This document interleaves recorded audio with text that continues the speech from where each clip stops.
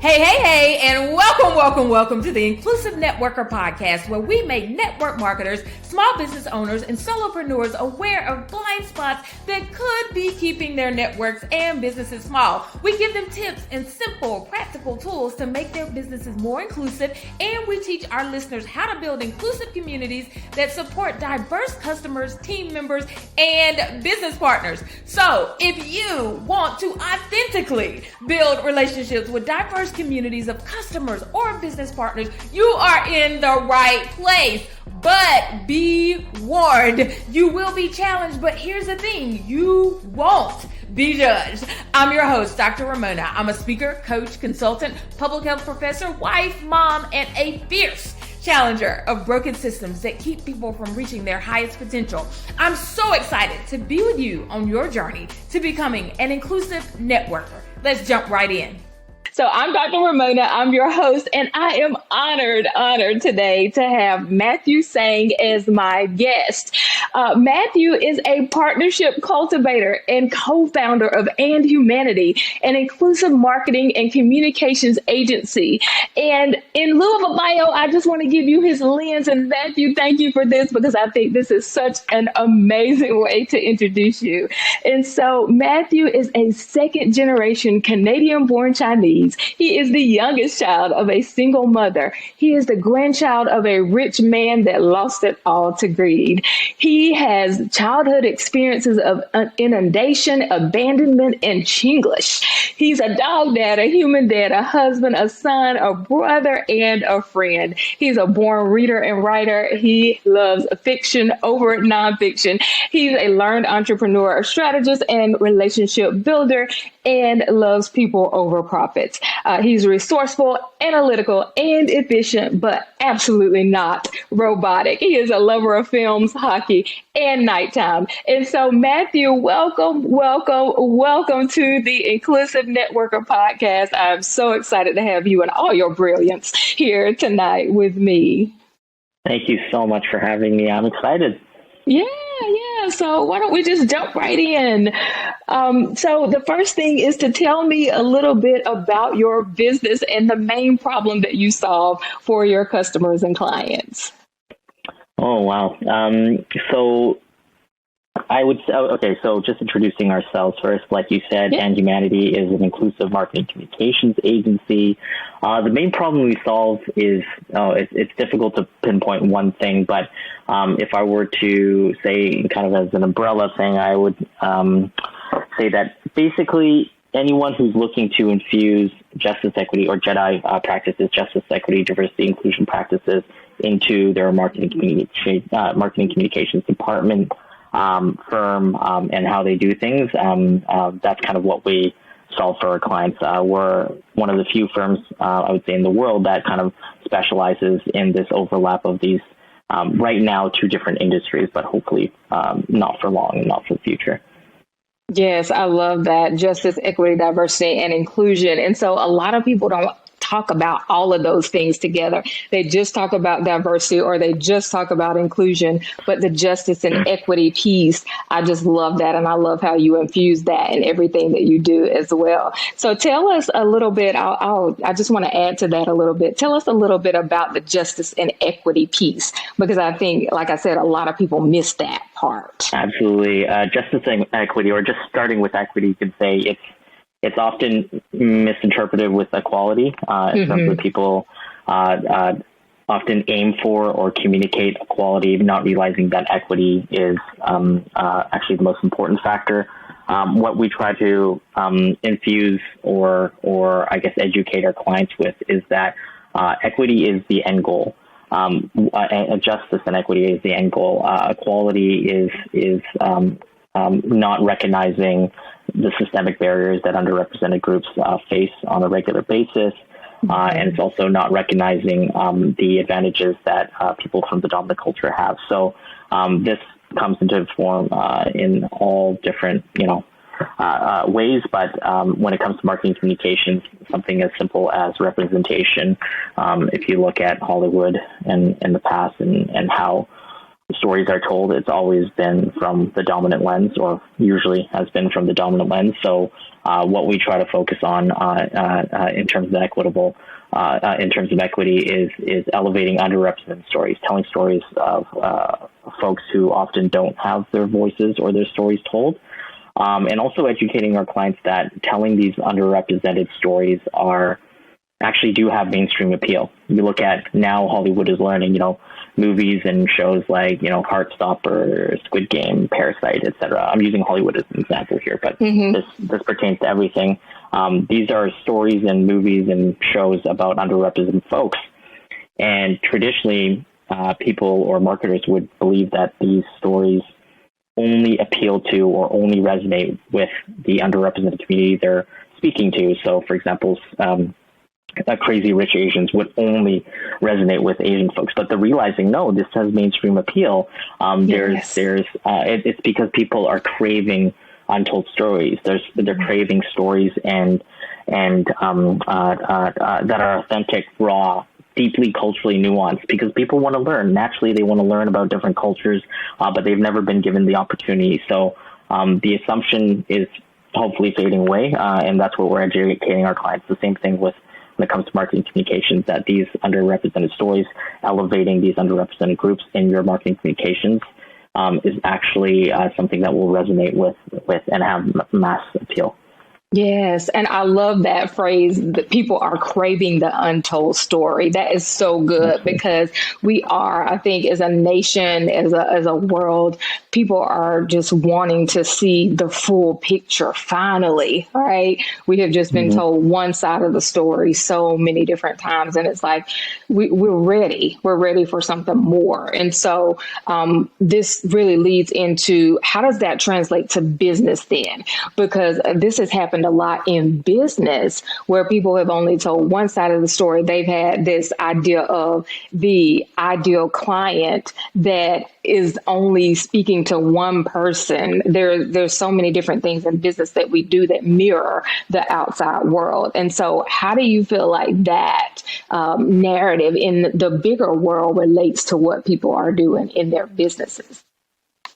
Well, it touches on all factors at JEDI work, or justice, equity, diversity, inclusion work. To kind of answer that question, just taking a step back, because we focus on marketing communications, there are sometimes clients that approach us with the assumption that just by doing the external communications work, we've checked the box, we've done the work. But we always, we personally partner with DI consultancies, firms, et cetera, that focus on internal operations, talent pipeline building, policies, et cetera, like that. We partner with these firms because we know only when you have the full picture, only when you've done the work internally, should you be communicating externally. And this is coming from an agency like ourselves. Other than that, they often come to us and talk about how should we be communicating, knowing that we haven't done the work, and we have solutions for that as well. And a lot of it comes with the tone of acknowledgement, accountability, humility, et cetera, like that, and knowing that there's work to be done. Whereas I guess, certain brands in the past have made the mistake of communicating as though they are extremely inclusive, et cetera, when, most of their own employees or the audience don't see them that way. And because they don't see them that way, they get called out as a brand. So in terms of the entire business sense, JEDI work needs to flow internally, be integrated internally as well as externally, even though we do only focus on the external, or you can say we do internal communications and things like that as well. But we do primarily focus on the external and how you're communicating as a brand. It has to be fully integrated everywhere. Absolutely. And so when you think about maybe a challenge that you have had or a challenge that you see other businesses have, what has been the biggest challenge when you think about you or businesses trying to develop diverse networks? And so growing networks of diverse people, what has been some challenges that you have seen people face? Great question. I would say one of the main things that people approach us with is not knowing where to start. Like a lot of people have the right intention, but they don't know how to translate into that into authentic impact. which is great. So they come to us in terms of not knowing that. So not knowing where to start is an okay thing to admit. There's no shame with that. And I always say this myself, we're a non-judgmental firm. We don't, like I myself have worked in the advertising industry for almost 15 years now in terms of it. So I myself had a lot of unlearning to do, because advertising as an industry is very, there's a lot of systemic issues within it. So, I am also going through my own journey of unlearning and relearning and who are we to place judgment on our clients who are maybe just starting their journey. So we always say we come from a non-judgmental lens, and it's totally okay for you to come to us and say, I have the right intent, at least I think I do, and I'm willing to put in the work. What should the impact be? And that's often what people come to us about, just not knowing where to start. We have a lot of different, obviously, solutions for that. But I think in terms of a personal sense, if you're looking to increase your own network and looking to start on your own journey about this, knowing that starting with humility and starting with I don't know is totally okay. I would definitely ask folks that are interculturally sensitive or whatever it may be, pay them for the time to learn about how to start your own journey. But I would say a good, you could say, tip that I've learned from other diversity, equity, inclusion experts that was very valuable to me is that as simple as changing who you follow on Instagram or LinkedIn, it's as simple as that, changing who you follow to people who are unlike yourself, people who are interculturally sensitive or other, are DEI experts, whatever it may be, people that are advocating for inclusion, following those folks, you will slowly start to learn, because, people often get into the mindless Instagram scrolling, so might as well be learning as you're doing it. So that's anyways, starting with I don't know is totally okay, and often where clients talk to us. I love that. And that is such a simple tip. Just follow new people, follow diverse people, follow people that are into inclusion, that are into the JEDI work, that really do support this type of work. And you'll start to hear the language, and you'll start to be able to speak that language. And so I tell people that all the time, Matthew, and I love that. That's an excellent tip. So let's think about this term, inclusive networker. And so the podcast is called The Inclusive Networker. And so I'd like to get some different definitions from other people. So tell me, what do you think are the top 3 characteristics of an inclusive networker? Especially because my audience is typically network marketers and people who are going out and building teams and in communities that don't necessarily look like them. So tell us about your thoughts of an inclusive networker.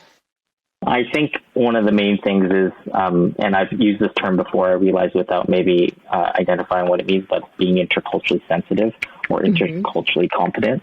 That's one of the things that we often focused on ourselves in terms of how we hire and the people that we work with.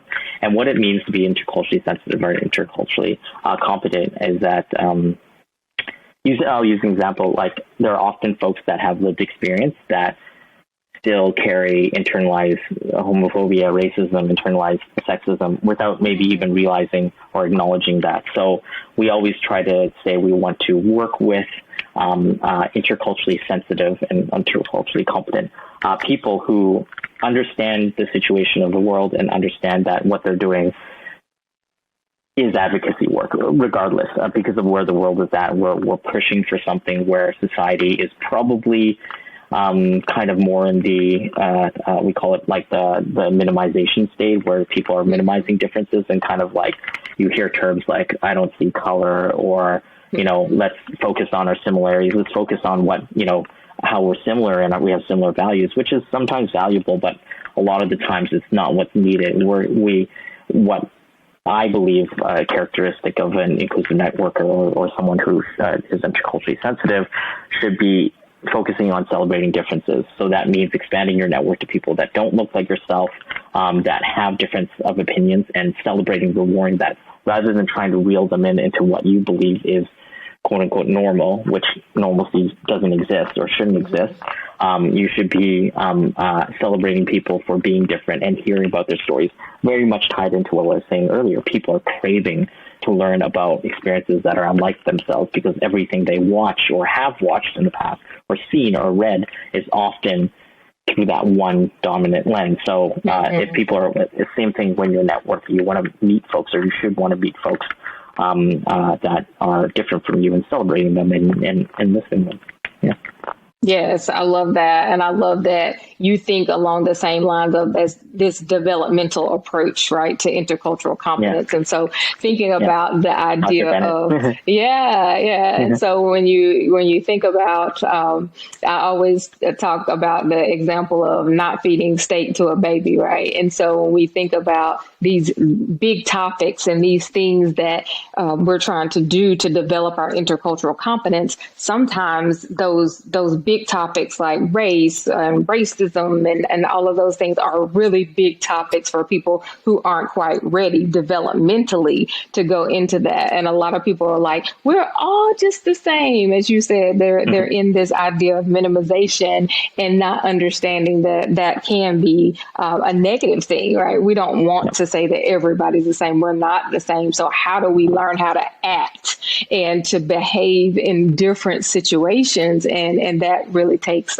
growing our intercultural competence. So yes, great. Okay, so let's go to the next thing. So when we're thinking about this idea of an inclusive networker, tell me a little bit about 3 tips that you could give a business owner whose network is small. Let's just say they feel stuck. They're at that place that you were talking about with the client that comes to you and the client says, I don't know where to start. I don't know what to do. So they feel stuck. They want to be a more inclusive networker so they can grow a diverse network of customers and business partners. What are, 2-3 tips that you could give them to start that process?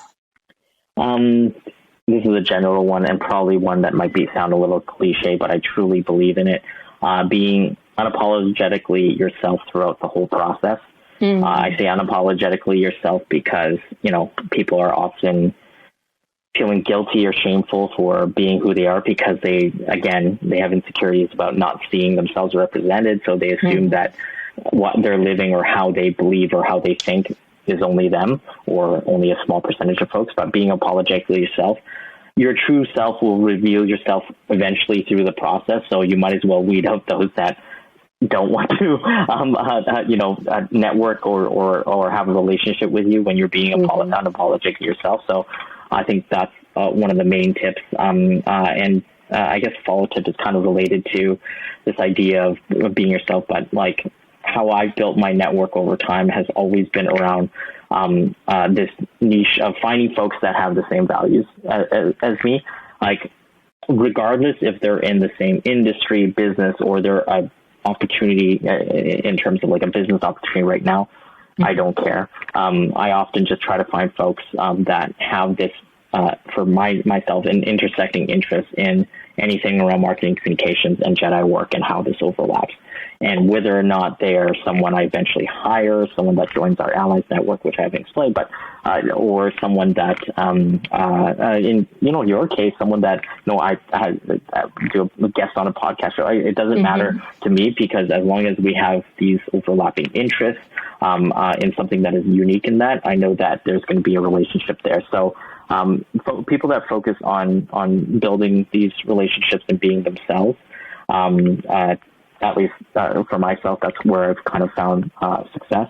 And in terms of other tips, I would say it's kind of similar to who you follow on Instagram, but I try to go to things or join things that I typically, you could say, like, it's not typically inviting me. That sounds almost terrible, but you have where you're not the prime. You already can tell you're not the primary target, right? And underrepresented folks often feel that for a lot of things. So there should be it should be quite plentiful. But try to be in places where people don't expect you, and then you'll meet people that think differently. And then by meeting people that think differently, you will again not only expand your own horizons, but you will build your own intercultural sensitivity, because, with the mirror exposure effect, the more you see folks or interact with folks, the more familiar you get, which you end up liking more, et cetera, like that. So I'm a big fan of kind of putting myself in situations where I'm not expected to be there, et cetera, like that, to build those relationships.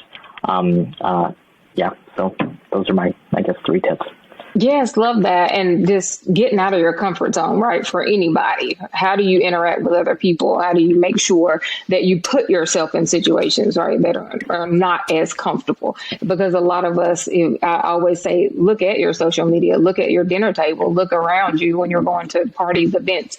Aren't the people the same all the time? Are the same exact people on your team? Do you all start to look alike or talk alike? All of those things. And in network marketing, people are duplicating themselves. And so they get into this point, right, where they're not being inclusive because it's only working for that individual who looks like them, talks like them, has the same family structure, gender, values, right? Values, values, everything. And so how do we get out of that? If that's the thing that we really want to help people to see, and how do you get out of that? You have to go and interact with people that don't look like you, and figure out how to make things work for them. So, anything you want to add to that, Matthew? Yeah, I was going to say, in terms of, that's the thing too, there's the being unapologetically yourself, but also being able to converse and interact with folks that don't look yourself requires a certain, in my opinion, amount of intercultural competency where your ears are always open, to use an idiom, but like you're always trying to understand someone. Like being curious is, I think, a huge, maybe another tip here, but being curious is, I think, one of the best ways to build a network, because if you truly care and you're truly interested about other people, how their businesses or their lives work, et cetera, like that, I think that's kind of where you can build true, real relationships that are of quality and not just focusing on quantity too, because curiosity is it's a driving force for a lot of stuff. Like, I want to know